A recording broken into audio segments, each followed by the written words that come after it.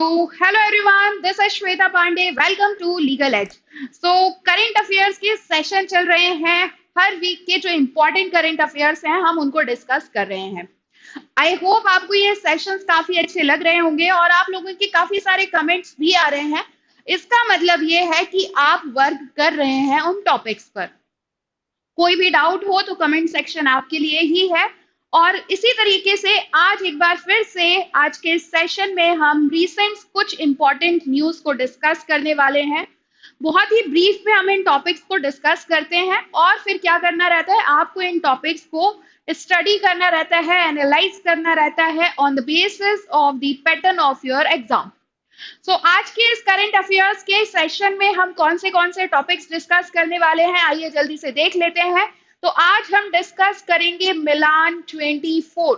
ठीक है, क्या है ये जल्दी से कमेंट सेक्शन में बताओ, फिर तो हम डिस्कस करने ही वाले हैं। फिर हम हरिमाऊ शक्ति क्या डिस्कस करेंगे आज के सेशन में, हरिमाऊ शक्ति।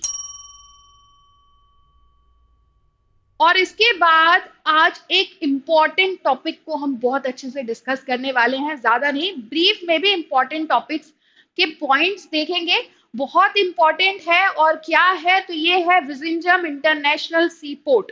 इन तीनों टॉपिक्स को डिस्कस करेंगे। आप इन टॉपिक्स के बारे में क्या जानते हो, जल्दी जल्दी से मुझे कमेंट सेक्शन में बताते जाओ और फिर हम देखेंगे हर एक टॉपिक के important facts as well as analytical concept. सबसे पहले क्या हम डिस्कस करेंगे देख लेते हैं। तो मिलान 24 हम डिस्कस करेंगे, that is mid planning conference for multilateral naval exercise. तो इसका फुल फॉर्म सबसे पहले आपको ध्यान रखना है, क्या पढ़ा हमने, mid planning conference for multilateral naval exercise. सबसे पहला क्वेश्चन तो यहीं से बन जाएगा। आपने देखा होगा कि क्वेश्चन आप लोग काफी कुछ पढ़ लेते हो टॉपिक, बट इतना इजी पूछ लेते हो और कहते हो कि यार इस पे तो हमने ध्यान ही नहीं दिया। अगर ध्यान दिया होता तो ये आंसर हमारा करेक्ट चला जाता। ठीक है, तो सबसे पहले तो इसका फुल फॉर्म याद रखना है। अब नेक्स्ट हम बढ़ते हैं। तो ये जो कॉन्फ्रेंस की हम बात कर रहे हैं, मिड प्लानिंग कॉन्फ्रेंस कंडक्ट की गई है मल्टीलेटरल नेवल एक्सरसाइज 2024 के लिए। तो अभी एक्सरसाइज हुई नहीं है, ये होगी 2024 में। अभी इसके लिए कॉन्फ्रेंस कंडक्ट की गई है और इसे कहां पर होस्ट किया गया है, मतलब कौन होस्ट करने वाला है इस एक्सरसाइज को। तो इस एक्सरसाइज को होस्ट करेगी इंडियन नेवी एट विशाखापट्टनम। और कंडक्ट कौन करने वाला है इसको, तो इसे कंडक्ट करेगा eastern naval command, that is ENC. तो 3 पॉइंट्स यहां से हमने डिस्कस किए। सबसे पहले हमने देखा MPC, that is mid planning conference हुई है मिलान 24 के लिए। इसे होस्ट कौन करने वाला है, तो इंडियन नेवी इसको होस्ट करेगी विशाखापट्टनम में। और कंडक्ट कौन कर रहा है, तो कंडक्ट करेगा ईस्टर्न नेवल कमांड। ठीक, अब बढ़ते हैं नेक्स्ट पॉइंट पर। ये जो फ्लैगशिप इवेंट है मिलान, ये बायएनियल मल्टीलेटरल नेवल एक्सरसाइज है। मतलब इसमें कोई दो कंट्रीज नहीं है, मल्टी लेवल की हम बात कर रहे हैं, मल्टीलेटरल की भी बात कर रहे हैं। तो इसमें मोर देन 50 कंट्रीज इस बार पार्टिसिपेट करने वाली हैं। और इसे इंसेप्ट कब किया गया था, कब इसे स्टार्ट किया गया, तो इंडियन नेवी ने इसे स्टार्ट किया था 1995 में। ये आपके लिए इंपॉर्टेंट है, इसको नोट डाउन कर लो। जहां कहीं भी कुछ इस तरीके का स्टार मैंने बनाया है वो आपके लिए इंपॉर्टेंट है, इसको आपको भूलना नहीं है। ठीक है, 1995 से इसे इंसेप्ट किया इंडियन नेवी ने। अब ये जो मिलान 24 है, इसका इंपॉर्टेंस क्या है, मतलब इस एक्सरसाइज से क्या फायदा होने वाला है, क्यों इसे किया जा रहा है। तो आप सभी ने काफी कुछ पढ़ रखा हुआ है, जैसे कि आपने इंडिया की एक्ट ईस्ट पॉलिसी भी पढ़ी होगी, सागर इनिशिएटिव के बारे में भी आप जानते होंगे, जिसमें यह कहा गया है कि सिक्योरिटी और ग्रोथ हो सभी के लिए इन द रीजन। अगर हम सागर इनिशिएटिव की बात करें तो आप ये इमेज देख रहे हैं, इंडिया से यहाँ पे बांग्लादेश है, Myanmar, Sri Lanka, Maldives, Oman, Iran. तो इस तरीके से ये एक जो इनिशिएटिव है ये पूरे रीजन में सिक्योरिटी और ग्रोथ की बात करता है। वहीं इंडिया की एक्ट ईस्ट पॉलिसी भी है। तो यहाँ पे ये बताया गया है कि ओरिजिनली इसे कंसीव्ड किया गया था इंडिया की लुक ईस्ट पॉलिसी से, और मिलान को एक्सपेंड करते जा रहे हैं, बढ़ाते जा रहे हैं। जैसे कि 50 से ज्यादा कंट्रीज इस बार इसमें हैं with the government of India's Act East policy and Sagar initiative. ठीक, देन आफ्टर दैट यहाँ पे आपने अभी रिसेंटली G20 के बारे में भी पढ़ा ही होगा कि इसको कंडक्ट किया गया था, कहां पर कंडक्ट किया गया और वेन्यू क्या था। कुछ इंपॉर्टेंट 5 पॉइंट्स आप जल्दी से मुझे कमेंट सेक्शन में जरूर बताइए G20 से रिलेटेड।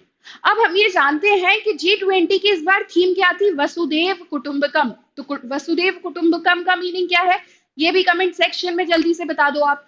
तो ये बताया गया कि जब G20 प्रेसिडेंसी इंडिया कर रहा था, उसी के साथ साथ क्या किया गया, कंकैमिटेंट टू इंडिया G20 प्रेसिडेंसी, मतलब कि इसी के थ्रू G20 के बाद ये मिलान 24 लेकर आए हैं हम, और यहाँ पे फिर से रियलाइज कर रहे हैं G20 की थीम, दैट इज वसुदेव कुटुंबकम, क्योंकि यहाँ पर भी हम मोर देन 50 कंट्रीज को जोड़ रहे हैं और इस एक्सरसाइज को कंडक्ट कर रहे हैं। तो आपको जो मैंने क्वेश्चंस पूछे हैं जल्दी जल्दी से कमेंट सेक्शन में बताना है।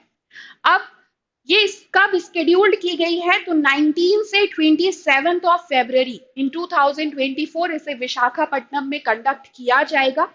और वही हमने क्या देखा कि एक्सटेंड किया गया है विथ इनवाइटीज ओवर 50 कंट्रीज। तो ये याद रखने पॉइंट्स आपको। अब नेक्स्ट हम आ जाते हैं विजिंजम इंटरनेशनल सीपोर्ट प्रोजेक्ट पर। देखो, वैसे तो इंडिया में मोर देन 200 माइनर पोर्ट्स हैं, मेजर पोर्ट्स की बात करें तो 13 पोर्ट्स भी हैं, बट स्टिल इतना ज्यादा न्यूज में क्यों है ये सीपोर्ट, क्या ऐसी इसकी खासियत है, क्या इंपॉर्टेंस है, इसी को हम डिस्कस करेंगे। बेसिकली अगर हम बात करें कहां पर है, तो हम ये केरला वाली बॉर्डर देखें, थोड़ा सा कहीं ना कहीं तक तमिलनाडु से ये पॉइंट पर, यहाँ पर इस पोर्ट को क्या किया गया है, इस्टेब्लिश किया गया है इंटरनेशनल सी पोर्ट को, और इसकी इंपॉर्टेंस को अब हम डिस्कस करेंगे। देखो, क्या होता है कि इंडिया में काफी सारे पोर्ट्स तो हैं, बट ऐसा कोई भी पोर्ट अभी तक नहीं है जहां पर लार्ज कंटेनर को अनलोड किया जा सके, है ना। और ऐसा नहीं हो पाता था, इसलिए हमें बाकी अदर, मतलब जो अदर कंट्रीज हैं उनकी हेल्प लेनी पड़ती थी। तो कौन सी कंट्रीज थी, कौन से पोर्ट ने क्या वर्क किया, आइए हम डिस्कस करते हैं। केरला चीफ मिनिस्टर कौन है, जल्दी से कमेंट सेक्शन में बता दो। तो रिसेंटली इन्होंने इस इंटरनेशनल सी पोर्ट प्रोजेक्ट को क्या किया है, यहाँ पर फ्लैग्ड ऑफ किया है, मतलब कि हरी झंडी दिखा दी है सी पोर्ट प्रोजेक्ट के लिए। और ये क्या है Vizhinjam, so it's the countries first deep water transshipment port, country का पहला डीप वाटर ट्रांसशिपमेंट पोर्ट है। क्या होता है कि ये जो कुछ पोर्ट्स ऐसे, मतलब वही पोर्ट्स की हम बात कर रहे हैं कि बाकी सारे पोर्ट्स ऐसे नहीं है कि इतना ज्यादा डीप कंटेनर को ये क्या कर सके, कहीं ना कहीं तक कुछ भी कैपेबल नहीं है, ऐसा समझ सकते हो। और ये डीप वाटर ट्रांसशिपमेंट पोर्ट पहला है, कंट्री का फर्स्ट ट्रांसशिपमेंट पोर्ट है। 7,600 crore transshipment deep water multipurpose C port project है, और इसे पीपीटी मॉडल पर बनाया जा रहा है, that is public private partnership. तो अब बात आती है पब्लिक प्राइवेट पार्टनरशिप की, तो इसमें कौन कौन है, तो इसको याद रखना। इसे बनाया जा रहा है Adani ports and says private limited on a design build finance operate and transfer, मतलब कि एक मॉडल है जिसका नाम है डीबीएफओटी मॉडल। क्या नाम है, डीबीएफओटी मॉडल, जिसमें design build finance operate transfer सारा सब कुछ इसी मॉडल में इंक्लूडेड है। और किसके हेल्प से है ये, तो अडानी पोर्ट भी है और SEZ that is says private limited भी है। मॉडल याद रखना है आपको कि कौन से मॉडल पर इसको बनाया जा रहा है। इस प्रोजेक्ट की कॉस्ट कितनी यहाँ पर है, तो 7,600 करोड़ रुपीस। केरला गवर्नमेंट ने यहाँ पर 500 एकड़ लैंड भी दी है। डीबीएफओटी मॉडल डील करेगा 40 इयर्स के लिए, और इसमें प्रोविजन भी रखा गया है कि इसे 20 साल के लिए एक्सटेंड भी कर दिया जाएगा। ठीक, इंडिया में 13 मेजर पोर्ट्स हैं जैसा कि मैंने आपको बताया, लेकिन ऐसा अभी तक कंट्री के पास कोई भी लैंड साइड मेगा पोर्ट या टर्मिनल इंफ्रास्ट्रक्चर नहीं है जो अल्ट्रा लार्ज कंटेनर शिप्स से डील कर सके। इस वजह से हमें कोलंबो, सिंगापुर ऐसी कंट्रीज पे क्या करना पड़ता है। सपोज जैसे कि ये है कंट्री, यहाँ से हम कोई भी ट्रांसपोर्ट करवा रहे हैं इंडिया में, ये है इंडिया, और ये है जैसे सिंगापुर और कोलंबो। बट अब ये सामान यहाँ पर आया तो यहाँ पे अनलोडिंग कैपेसिटी इतनी है नहीं, तो क्या होता है, ये जो गुड्स हैं ये पहले सिंगापुर कोलंबो जाते हैं, फिर इन्हें शॉर्ट, मतलब ऐसे छोटे छोटे बॉक्सेस में फिर बना के फिर इंडिया में लेकर आते हैं। तो इस तरीके से क्या होती थी, इंडिया की ट्रांसशिपमेंट कॉस्ट सबसे ज्यादा लग जाती थी, और इसी कॉस्ट को कम करने के लिए इस पोर्ट को एस्टेब्लिश किया गया है। Nearly 75% of India's transshipment cargo is handled at ports.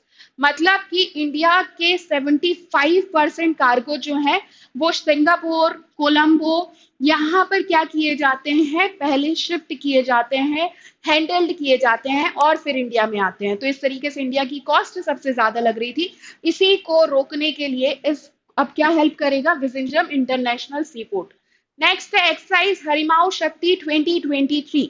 Important है, क्यों है, तो जॉइंट बाइलेटरल ट्रेनिंग एक्सरसाइज है इंडिया और मलेशियन आर्मी के बीच में। ठीक है, कहां पर की जा रही है, तो ये की जा रही है मेघालय के उमरोई कैंटोनमेंट में। कहां पर, देखो, a joint bilateral training exercise of Indian and Malaysian armies has commenced in Meghalaya Umroi cantonment. और क्या करेंगे, तो भाई मिलिट्री कैपेबिलिटी को एनहांस करेंगे, और इसी के साथ साथ सब कन्वेंशनल सिनारियो को मल्टी डोमेन की तरह ऑपरेट किया जाएगा। हरिमाऊ शक्ति 2023 यहाँ पे किस किस के बीच में है, ये आपको ध्यान रखना है। तो 5th रॉयल बटालियन है मलेशियन आर्मी की, और इंडिया से कौन रिप्रेजेंट कर रहा है, तो battalion of the Rajput regiment.